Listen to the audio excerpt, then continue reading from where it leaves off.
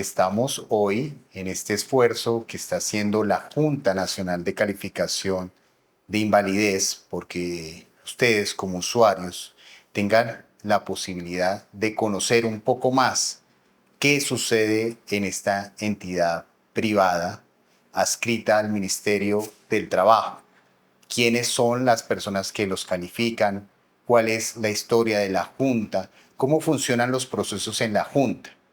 Hoy nos acompaña el doctor Edgar Velandia Vaca, médico principal de la Sala 1 de la Junta Nacional, y queríamos tenerlo aquí para que todos ustedes conocieran quién es él, qué se necesita para que un profesional de las juntas de calificación pueda llegar a tener la gran responsabilidad de calificarlos a ustedes como usuarios, que realmente necesita como profesional, cuál tiene que ser su experiencia, su calidad en esa experiencia para tener esa responsabilidad que se hace todos los días acá en la Junta Nacional.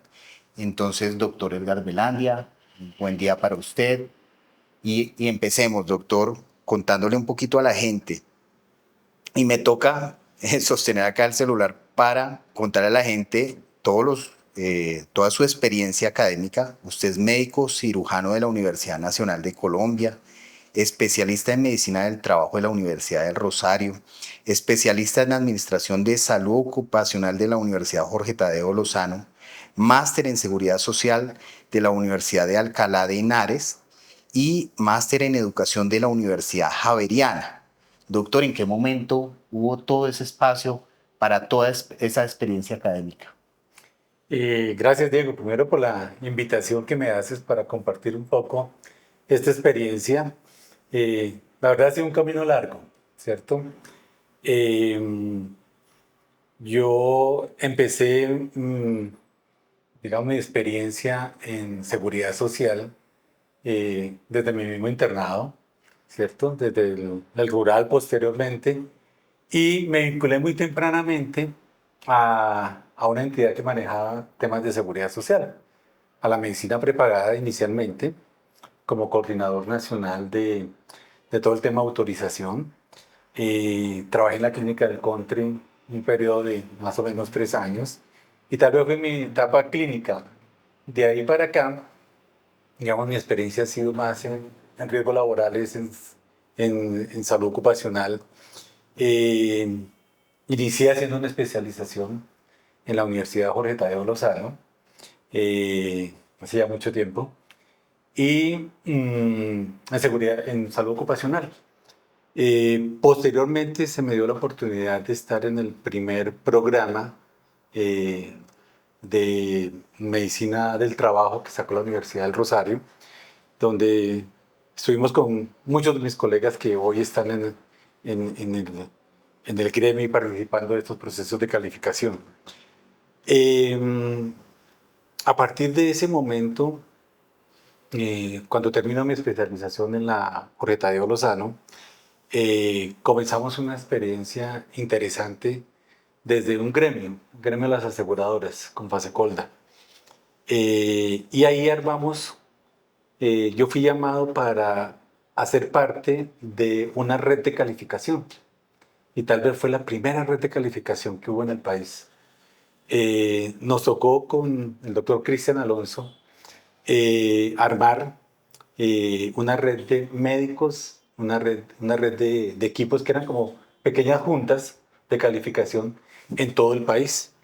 Llegamos a tener cerca de 45 profesionales en todo el país. Armamos esta red, yo la coordinaba y era una red de calificadores. Hacíamos la calificación tanto para riesgo común como para riesgo laboral como para el SOAT. Entonces fue una experiencia interesante durante ese tiempo. Esto y tú fue en el año 1995 más o menos, cuando empezamos a trabajar ese tema. Y esa red estuvo funcionando durante mucho tiempo, hasta el año 2002 aproximadamente, eh, pero en 2007. Y tuvimos muchos de los que incluso hoy son miembros de juntas de calificación. Entonces fue una experiencia interesante que fue armar esa red, coordinarla y estarlas capacitando para que se utilizaran los manuales de calificación. Hemos tenido la oportunidad también de participar en las discusiones de los manuales de calificación, el 9-17, con una participación importante, sobre todo en la última fase. Con el decreto 1507 participamos revisando pues, algunos de los capítulos del manual pues esperamos que en este que se está revisando hoy en día pues también tengamos alguna participación. Doctor, en ese punto es importante destacar la experiencia que tiene Colombia en este tema de calificación de invalidez. Ha dado para que otros países se fijen en precisamente esa experiencia. Cuéntenos, doctor, usted acá ha participado en la elaboración de manuales de otros países. Sí, efectivamente, gracias por esa pregunta. En el año 97 tuvimos una invitación del gobierno de la República de Bolivia para actualizar el manual de calificación de ellos. Y se armó un grupo con el Ministerio de Salud, ¿cierto? Y un grupo de actuarios, un grupo de médicos, y hicimos el primer manual moderno, ¿cierto? En la República de Bolivia. Eso fue en el año 97. Hicimos una segunda revisión, más o menos para el año 2002 a 2005. Esa fue una revisión larga. Bueno, la última fue en el año 2005 realmente. Y posteriormente, el gobierno de República Dominicana también nos invita y hemos tenido la oportunidad de trabajar y construir el manual de calificación de República Dominicana en su primera versión también en el año 2005 y la segunda en el año 2011. Pues ellos les gustó el modelo colombiano. Es un modelo que en su momento, cuando sale el 692, que fue el primer modelo colombiano, que va mucho más allá de lo que hasta ese momento se calificaba con las tablas del Seguro Social, es revolucionario, ¿cierto? Es de los primeros modelos en el mundo que en su momento la concepción holística de ver, a la persona, de ver al trabajador, de ver a la persona lesionada, no solamente desde lo físico, sino de la repercusión que eso tenía en otros temas como lo psicológico, como el poder realizar sus propias actividades como la realizaría cualquier otra persona, cómo lo afectaba y cómo afectaba su trabajo. Entonces es de los primeros manuales en el mundo que empieza a ver esa visión, ¿cierto? Y por eso el manual colombiano desde ahí empieza a ser abanderado a nivel mundial frente a esa concepción. Precisamente, doctor, ya que este contenido lo ven todos los usuarios de la Junta Nacional, de las juntas de calificación, contémosle un poco, hablamos de manual de calificación. ¿Por qué para un usuario que llega aquí a la Junta Nacional o a otras juntas es importante el manual de calificación? Y precisamente en este momento que estamos en actualización del manual que en este momento está activo. Claro, supremamente importante, Diego, porque mm, lo primero es que tradicionalmente ha sido un decreto. Al ser un decreto, es una norma técnica subida a un nivel jurídico que es un decreto. Y si es un decreto, es obligatorio, ¿cierto? Al ser obligatorio, las concepciones o los conceptos que se den ahí van a ser obligatorios de obligatorio cumplimiento para quienes lo utilizan. Entonces, el manual de calificación es la herramienta con la cual el calificador utiliza para poder realizar su dictamen, ¿cierto? Entonces, la forma en que se califica, los criterios que voy a tomar para la calificación, los porcentajes que voy a utilizar, ¿cierto? A veces dicen, alguna persona podrá decir, no, es que mire, el dedo meñique de la mano izquierda solo me da 0.5%. ¿Por qué le da 0.5%? Es que ese médico allá de la junta o de la administradora me quiso dar eso.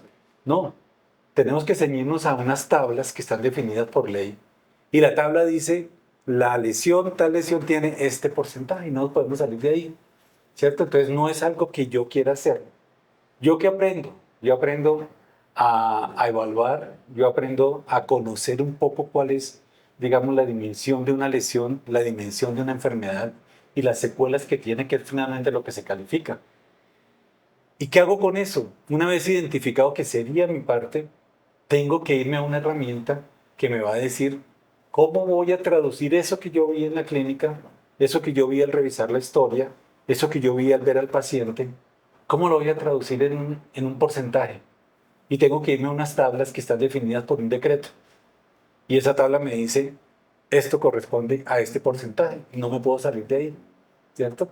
Entonces ahí está, digamos que parte del tema. Uno, la experticia que debe tener el calificador para poder saber no solamente la magnitud del daño que tiene la persona, sino cómo traducir eso en una tabla que está definida en un decreto que no se puede cambiar.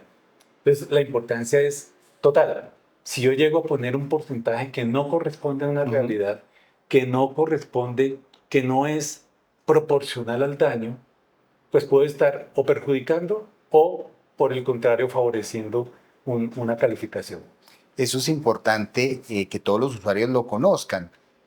Sus calificaciones dependen totalmente de ese manual, de su elaboración, que no depende de las juntas de calificación de invalidez, sino del Ministerio del Trabajo. El Ministerio del Trabajo entrega este manual a las juntas y las juntas, sus calificadores tienen que interpretarlos. Es importante decirles que en este momento se está haciendo la actualización de este manual de calificación, lo está haciendo la Universidad de Antioquia en la ciudad de Medellín. Entonces es importante que los usuarios que quieran participar de esa actualización de ese manual tan importante en este proceso de calificación, pues acudan a esta academia para poder participar de esa elaboración del manual. Doctor, hablemos, hablando de esa experiencia. Usted comienza su año rural en el Bichada, va a la clínica Country, luego a Fase Colda, tiene una gran experiencia también ya en la parte académica y luego llega a la Junta Nacional de Calificación de Invalidez. Pero hay un tema muy importante y lleva de pronto a la discusión, y es dónde puede adquirir un médico calificador la experiencia para calificar precisamente en una junta. ¿Dónde lo puede hacer? Excelente pregunta. Digamos que hoy hay muchas, digamos, muchas maneras de poder aprender cosas, ¿cierto?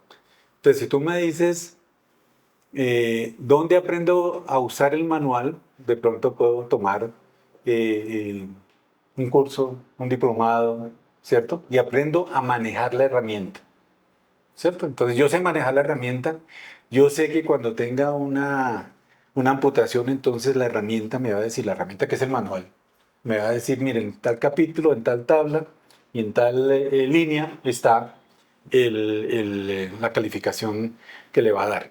Y puedo aprender eso, ¿cierto? Y es un tema, no digamos que mecánico, pero que sí necesita pues, cierta habilidad para poder identificar eh, y cuidarme de dos cosas. Uno, que no sobrevalore. ¿Cuándo sobrevaloro? Cuando califico dos veces la misma cosa. ¿O cuando subvaloro? Cuando debiendo calificar dos veces por conceptos distintos no lo hago. ¿Cierto? Y eso puede suceder. Eso, ¿cierto? El tener un paciente al frente y poder identificar su estado actual, el poder revisar una historia clínica, ¿cierto? El poder identificar de la historia clínica que es pertinente. Eso no es tan fácil aprenderlo, digamos, con una clase o aprenderlo con, con un diplomado, ¿cierto? Aunque, digamos, hay diplomados que ayudan mucho a eso. Pero la experiencia se adquiere es viendo pacientes. Finalmente, doctor, contémosle un poco a la gente esta figura que es el calificador, porque a veces de pronto no se entiende desde el punto de vista que de pronto la entendemos los que ya hacemos parte día a día de este universo que es la calificación de invalidez, esa figura de juez, ¿sí? Porque al final un juez toma una decisión que puede ser conveniente para una parte, pero no puede ser conveniente para la otra, ¿sí? Y a veces eso el público en general, el usuario, no lo entiende, pero es bueno explicárselo porque precisamente ese es el papel del calificador. Claro, eso va en todo lo que significa digamos, la filosofía, el quehacer del médico calificador y el quehacer de los instrumentos. O sea, el instrumento me debe garantizar equidad, justicia, ¿cierto? Eh, y quien utiliza ese instrumento, pues con mayor razón. O sea, nosotros y quien califica debe tener en su mente que lo primero es equidad y justicia. Equidad y justicia en que voy a calificar realmente lo que es, ¿cierto? En que voy a ser justo en mi dictamen, en que voy a ser justo incluso en el trato que le doy a la persona. O sea, calificar no es simplemente utilizar un manual, calificar significa también el relacionamiento que tengo con la persona, ¿cierto? Eh, entonces, el calificador, y tú usabas la palabra juez, yo no diría tanto que juez, ¿cierto? Digamos que el juez tiene digamos que otras connotaciones, pero el calificador es como un administrador, ¿cierto? De toda la información de la historia clínica, de la, de la, de la forma en que veo a mi paciente, ¿cierto? Y de un instrumento que me va a servir para unir todo. Todos estos son elementos que van a ser necesarios para esa calificación. Entonces, un calificador, o cuando llega una persona a un proceso de calificación, ¿cierto? O cuando llega a una junta, es para dirimir controversia. Las juntas son creadas para dirimir controversia. Si hay controversia, ¿qué significa? Que hay una parte que está de acuerdo y otra parte que no está de acuerdo.